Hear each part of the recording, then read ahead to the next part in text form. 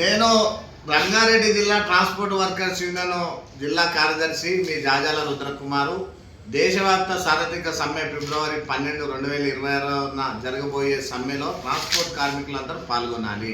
ప్రధానంగా రవాణా కార్మికులకు సంబంధించి ఇన్సూరెన్స్ సౌకర్యం కల్పించాలి. సంక్షేమ బోర్డు తోటి రవాణా కార్మికులకు 2023 BSS 106.1 చట్టాన్ని తెచ్చి కార్మికులందరికీ 7 సంవత్సరాలు జైలు శిక్ష ఉండే విధంగా యాక్సిడెంట్ అయిన సందర్భంలో దుర్మార్గంగా చట్టాన్ని తెచ్చి ఆ చట్టాన్ని సవరణ చేయాలి.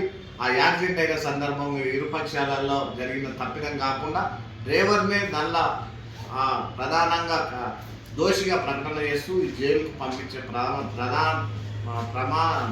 ప్రమాదమైన చట్టాన్ని దాన్ని రద్దు చేయాలి. దాంతోపాటు ఓలా, ఊబర్, పోస్టర్ లాంటి స్థానంలో కేంద్ర ప్రభుత్వం సహకార యాప్ను తీసుకొచ్చి మొత్తం దేశమంతా కార్మికులకు ఉపయోగపడే విధంగా ఆన్లైన్ విధానం తెచ్చి సంక్షేమానికి విడే విధంగా కార్మికులకు తెస్తానన్నారు. ఆ యాప్ను తీసుకురాలేదు. వెంటనే యాప్ను తీసుకురావాలి. దాంతోపాటు 2019 మోటార్ వెహికల్ వాహన చట్టాన్ని సవరణ చేయాలి.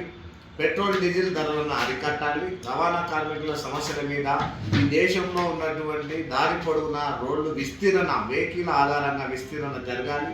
ప్రతి 100 నుంచి 150 కిలోమీటర్లకు మార్గ మధ్యలో డ్రైవర్లందరికీ విశ్రాంతి గదులు కేటాయించాలి. వాళ్ళ సంక్షేమం కోసం మనం ఉండాలి. కాబట్టి ఈ దుర్మార్గమైనటువంటి కార్మిక చట్టాలను తెచ్చి ఈ దేశంలో ఉన్నటువంటి కార్మిక వర్గాన్ని అంధకారంలోకి నెట్టే విధంగా ప్రమాదకరమైన 4 లేబర్ కోర్సును కార్మిక చట్టాలను రద్దు చేసి తీసుకొచ్చారు.